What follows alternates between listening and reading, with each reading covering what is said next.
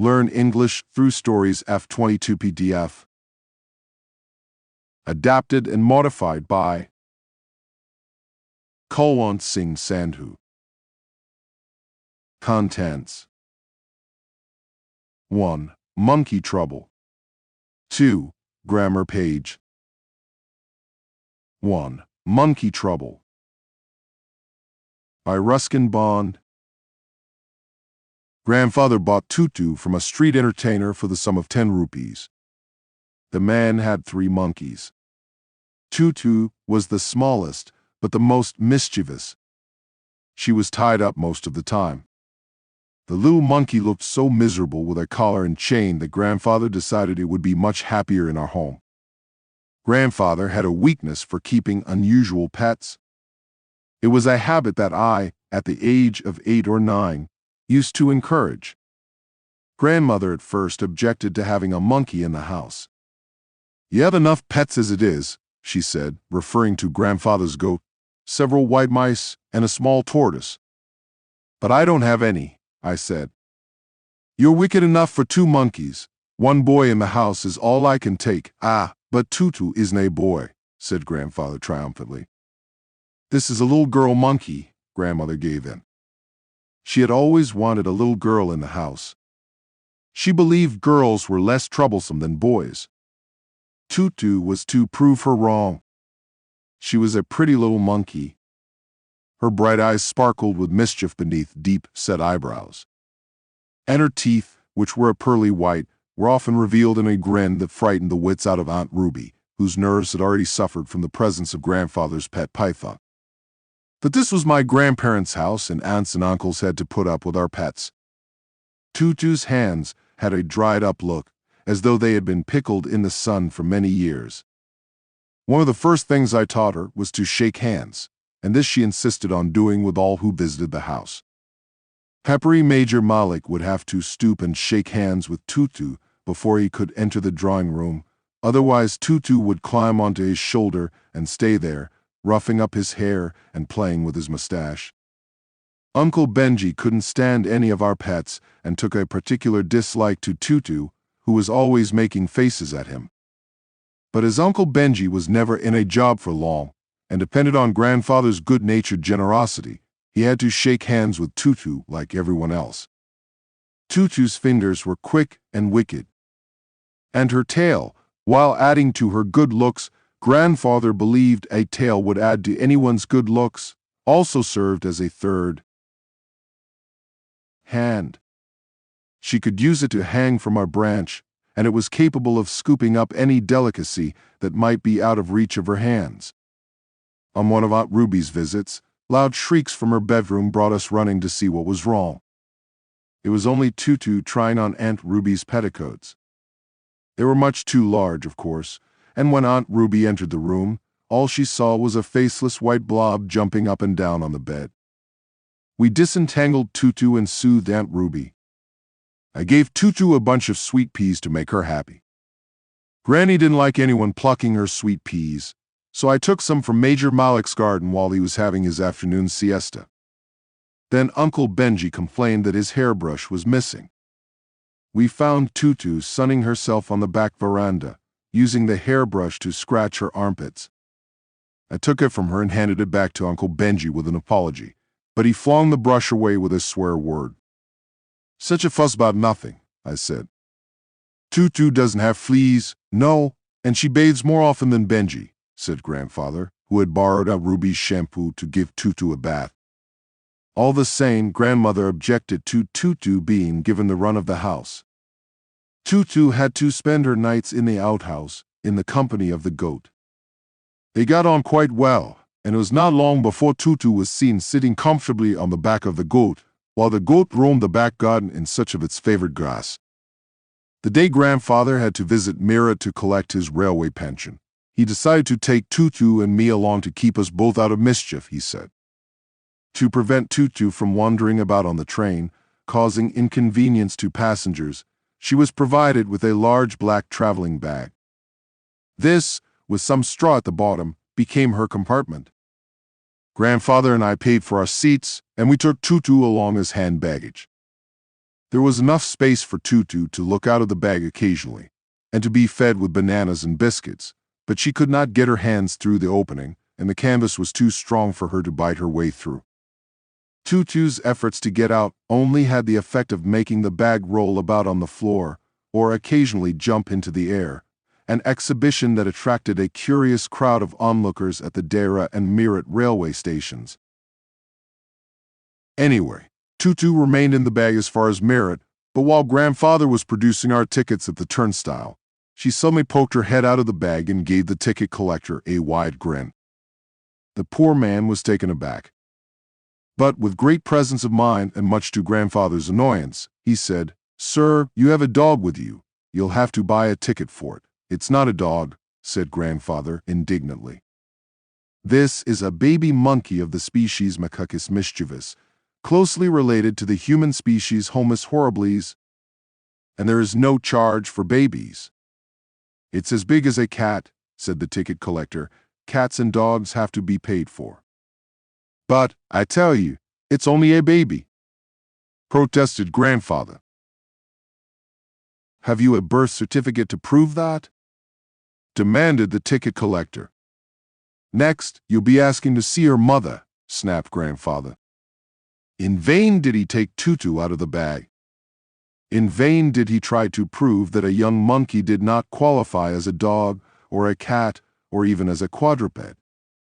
Tutu was classified as a dog by the ticket collector, and 5 rupees were handed over as her fare.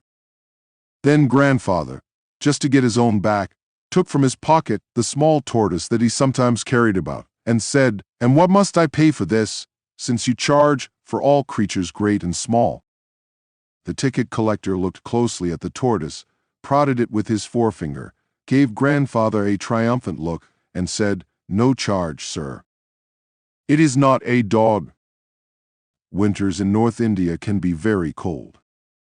A great treat for Tutu on winter evenings was the large bowl of hot water given to her by grandfather for a bath. Tutu would cunningly test the temperature with her hand, then gradually step into the bath, first one foot, then the other, as she had seen me doing, until she was in the water up to her neck. Once comfortable, she would take the soap in her hands or feet and rub herself all over.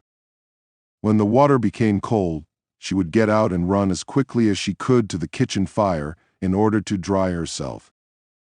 If anyone laughed at her during this performance, Tutu's feelings would be hurt, and she would refuse to go on with the bath. One day Tutu almost succeeded in boiling herself alive. Grandmother had left a large kettle on the fire for tea, and Tutu, all by herself and with nothing better to do, decided to remove the lid. Finding the water just warm enough for a bath, she got in, with her head sticking out from the open kettle. This was fine for a while, until the water began to get heated. Tutu raised herself a little, but finding it cold outside, she sat down again. She continued hopping up and down for some time, until grandmother returned and hauled her, half-boiled, out of the kettle. "What's for tea today?" asked Uncle Benji gleefully. Boiled eggs and a half-boiled monkey, but Tutu was none the worse for the adventure and continued to bathe more regularly than Uncle Benji. Aunt Ruby was a frequent taker of baths. This met with Tutu's approval, is so much so that, one day, when Aunt Ruby had finished shampooing her hair, she looked up through a lather of bubbles and soap suds to see Tutu sitting opposite her in the bath, following her example. One day Aunt Ruby took us all by surprise. She announced that she had become engaged. We had always thought Aunt Ruby would never marry. She had often said so herself. But it appeared that the right man had now come along in the person of Rocky Fernandez, a schoolteacher from Goa. Rocky was a tall, firm-jawed, good-natured man, a couple of years younger than Aunt Ruby. He had a fine baritone voice and sang in the manner of the great Nelson Eddy.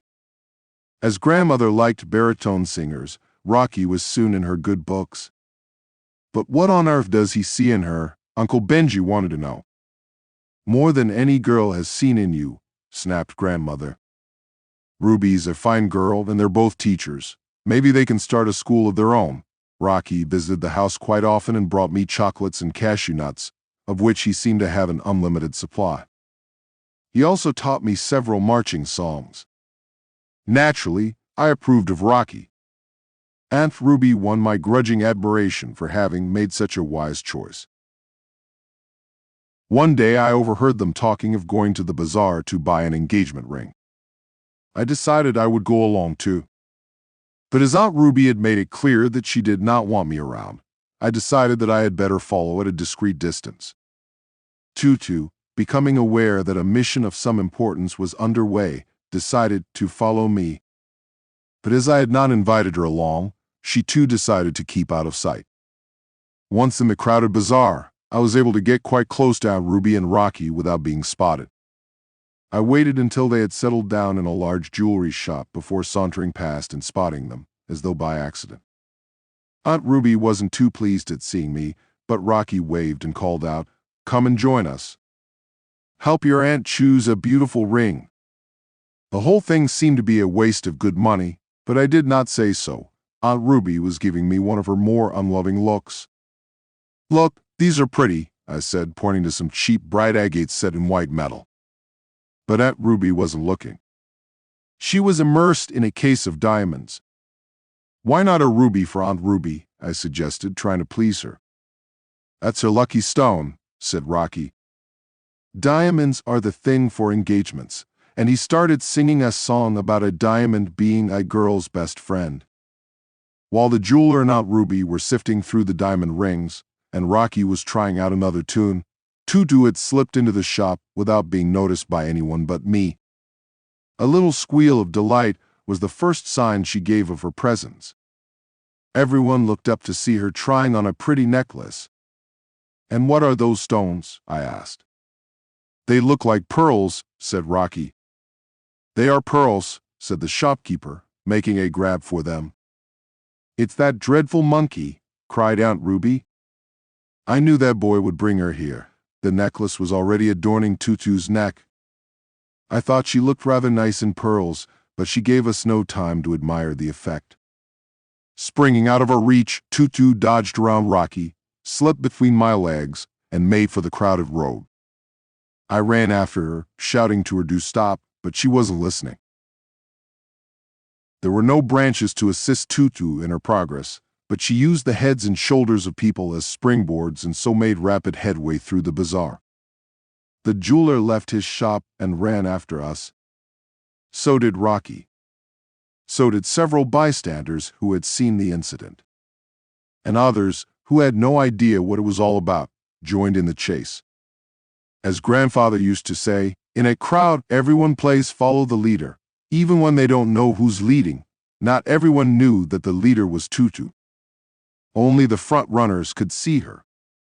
She tried to make her escape speedier by leaping onto the back of a passing scooterist.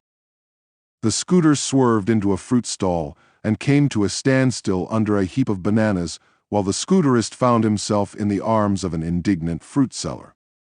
Tutu peeled a banana and ate part of it before deciding to move on. From an awning, she made an emergency landing on a washerman's donkey. The donkey promptly panicked and rushed down the road, while bundles of washing fell by the wayside. The washerman joined in the chase. Children on their way to school decided that there was something better to do than attend classes. With shouts of glee, they soon overtook their panting elders. Tutu finally left the bazaar and took a road leading in the direction of our house. But knowing that she would be caught and locked up once she got home, she decided to end the chase by ridding herself of the necklace. Deftly removing it from her neck, she flung it in the small canal that ran down the road. The jeweler, with a cry of anguish, plunged into the canal. So did Rocky. So did I. So did several other people, both adults and children. It was to be a treasure hunt.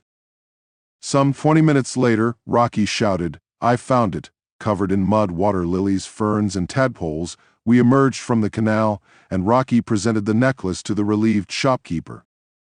Everyone trudged back to the bazaar to find Aunt Ruby waiting in the shop, still trying to make up her mind about a suitable engagement ring. Finally, the ring was bought, the engagement was announced, and a date was set for the wedding. "I don't want that monkey anywhere near us on our wedding day," declared Aunt Ruby. "We'll lock her up in the outhouse," promised Grandfather. "And we'll let her out only after you've left for your honeymoon." A few days before the wedding, I found Tutu in the kitchen, helping Grandmother prepare the wedding cake. Tutu often helped with the cooking, and, when Grandmother wasn't looking, added herbs, spices, and other interesting items to the pots, so that occasionally we found a chili in the custard, or an onion in the jelly, or a strawberry floating in the chicken soup. Sometimes these additions improved a dish, sometimes they did not. Uncle Benji lost a tooth when he bit firmly into a sandwich which contained walnut shells. I'm not sure exactly what went into that wedding cake when Grandmother wasn't looking. She insisted that Tutu was always very well behaved in the kitchen, but I did spot Tutu stirring in some red chili sauce, bitter gourd seeds, and a generous helping of egg shells. It's true that some of the guests were not seen for several days after the wedding, but no one said anything against the cake. Most people thought it had an interesting flavor.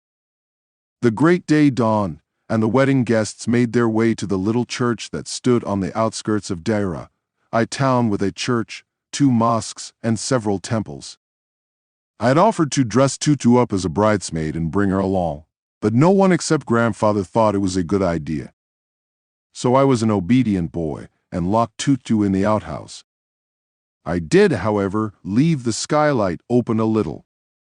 Grandmother had always said that fresh air was good for growing children, and I thought Tutu should have her share of it. The wedding ceremony went without a hitch. Aunt Ruby looked a picture, and Rocky looked like a film star.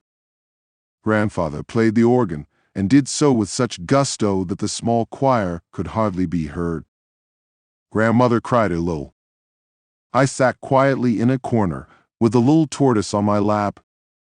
When the service was over, we trooped out into the sunshine and made our way back to the house for the reception. The feast had been laid out on tables in the garden. As the gardener had been left in charge, everything was in order. Tutu was on her best behavior. She had, it appeared, used the skylight to avail of more fresh air outside, and now sat beside the 3-tier wedding cake, guarding it against crows, squirrels, and the goat. She greeted the guests with squeals of delight. It was too much for Aunt Ruby. She flew at Tutu in a rage. And Tutu, sensing that she was not welcome, leapt away, taking with her the top tier of the wedding cake. Led by Major Malik, we followed her into the orchard, only to find that she had climbed to the top of the jackfruit tree. From there, she proceeded to pelt us with bits of wedding cake. She had also managed to get hold of a bag of confetti, and when she ran out of cake, she showered us with confetti. "That's more like it," said the good-humored Rocky. "Now let's return to the party, folks." Uncle Benji remained with Major Malik, determined to chase Tutu away. He kept throwing stones into the tree until he received a large piece of cake bang on his nose. Muttering threats, he returned to the party, leaving the Major to do battle. When the festivities were finally over, Uncle Benji took the old car out of the garage and drove up the veranda steps. He was going to drive Aunt Ruby and Rocky to the nearby hill resort of Mussoorie, where they would have their honeymoon. Watched by family and friends, Aunt Ruby climbed into the back seat.